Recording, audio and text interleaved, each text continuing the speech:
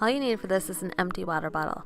Then you twist the water bottle, which compresses the air and pushes all the molecules together. And then when you open it, it releases the pressure and the molecules expand, creating an insta-cloud. Pretty cool, huh?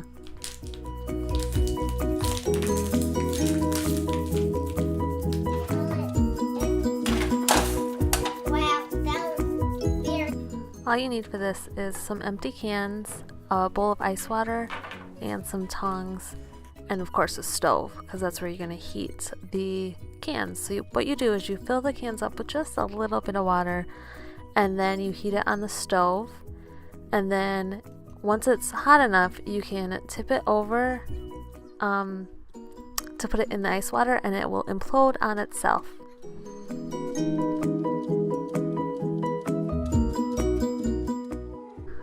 What you need for this is vinegar, a raw egg, and a cup. Then you just put the egg in the cup carefully and fill it with vinegar to cover the egg completely.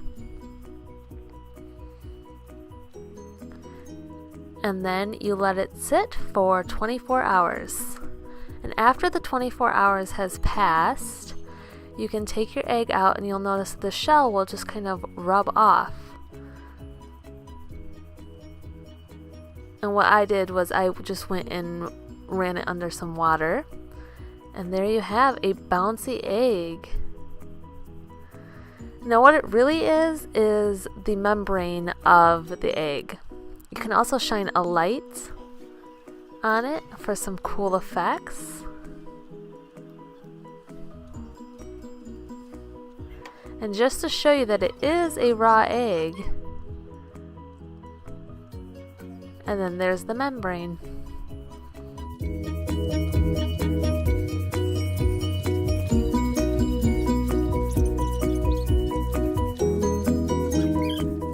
Okay, so what you'll need is some grape juice, baking soda, paper, we use cards, a bowl, and some Q-tips. And then I took a 1/3 cup of baking soda and a 1/3 cup of water and mixed that together. And then we drew our secret messages on our cards.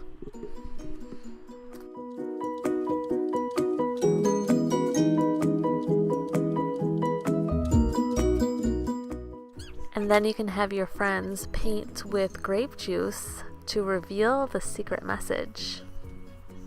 This happens because the juice is acidic and the baking soda is a base.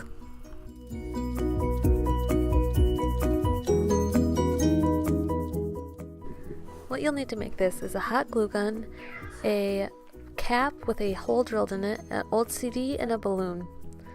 So hot glue your cap with the hole drilled in it onto your CD, and then blow up your balloon, and I twist it so the air doesn't just immediately come out, and then put it on your hovercraft, and there you have it. The air greatly reduces the friction of the CD on the table, so you can make a really fun game out of it, kind of like air hockey.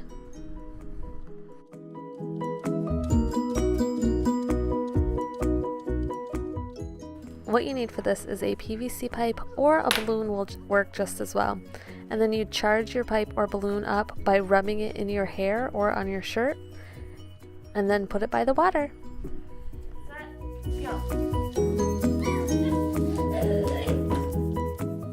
To make balloon racers, you need a straw, a balloon, and some ribbon. We use Christmas ribbon. And then you just feed your ribbon through the straw, blow up your balloon, and tape your balloon to the straw. And then tie off your string. We tied it to our door and then to the bottom of a chair.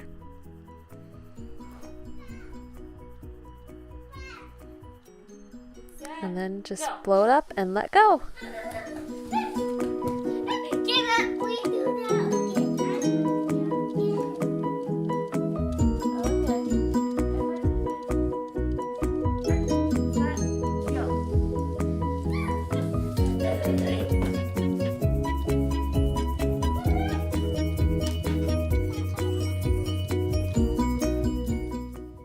Gallium looks like this when you purchase it, and then all you need to do is grab a bowl of hot water and put the gallium in it because it will melt faster.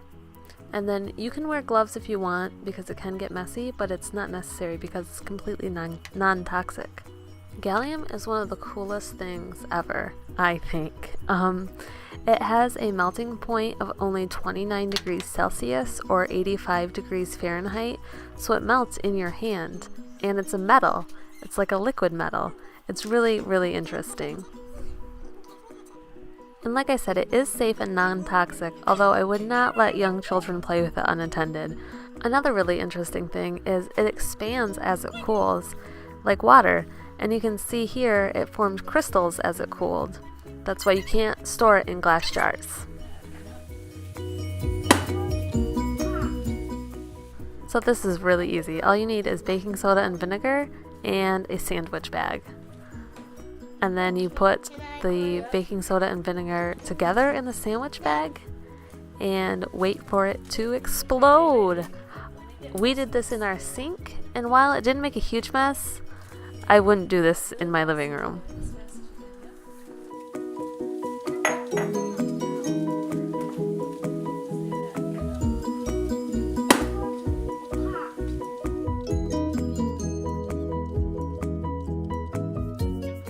So all you need for this is baking soda, vinegar, an empty bottle, and a balloon. And then get a helper to help you put some baking soda in your balloon. One person can kind of hold it open and the other person can spoon in some baking soda.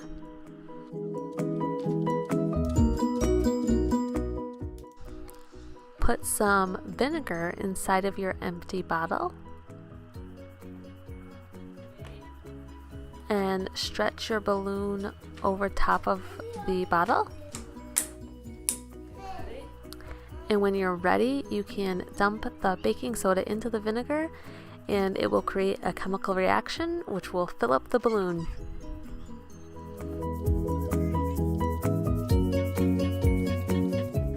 You can also try it with a glove, which is really cool. One note about the glove: be prepared for a mess. It doesn't always come out the way it's supposed to. If you tried any of these experiments, I would love to hear about it. Let me know.